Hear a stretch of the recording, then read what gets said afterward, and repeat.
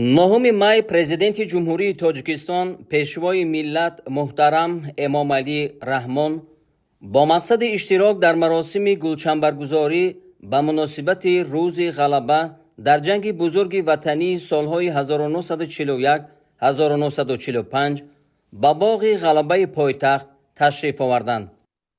сарфармондеҳи олии қувваҳои мусаллаҳи кишвар генерали артиш муҳтарам Эмомалӣ Раҳмонро раиси маҷлиси миллии маҷлиси олии ҷумҳурии Тоҷикистон, раиси шаҳри Душанбе муҳтарам Рустами Эмомалӣ ва вазири мудофиаи ҷумҳурии Тоҷикистон генерал-полковник Собирзода Эмомалӣ истиқбол гирифтанд.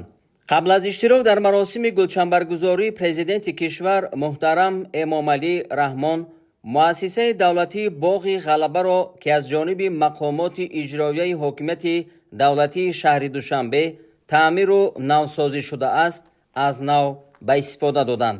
баъди боздид аз осорхонаи боғи ғалаба ва шиносоӣ бо намунаҳои қаҳрамониву фидокориҳои фиристодагони Тоҷикистон дар ҷанги бузурги ватанӣ, роҳбари давлат муҳтарам Эмомалӣ Раҳмон ба корҳои навсозии пурра ки бо сифати баланд иҷро шудааст, баҳои баланд дода ба раиси шаҳри Душанбе муҳтарам Рустами Эмомалӣ ва иҷрокунандагони кор арзи сипос намуданд. сарвари давлат муҳтарам Эмомалӣ Раҳмон ҳамчунин барои идомаи корҳои навсозӣ дар боғи ғалаба дастуру тавсияҳои иловагӣ доданд. дар ин рӯз майдони баргузории гулчанбаргузорӣ идона оро ёфта, ҳайати шахсии оркестри ҳарбӣ ва иштирокдорони маросим саф кашида буданд.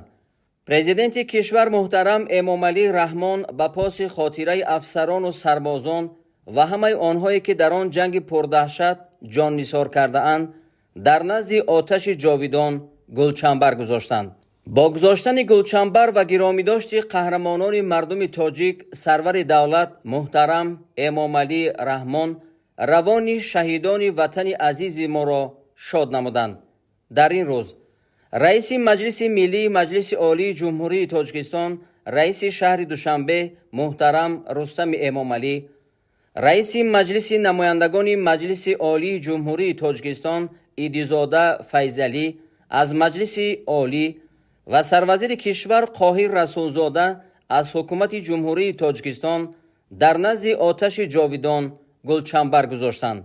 ҳамчунин аз вазорати мудофиа ва дигар сохторҳои қудратӣ, собиқадорони ҷанги бузурги ватанӣ, корпуси дипломатии муқими шаҳри Душанбе ва пойгоҳи ҳарбии 201-уми Федератсияи Русия дар ҷумҳурии Тоҷикистон дар назди оташи ҷовидон гулчанбарҳо гузошта шуд.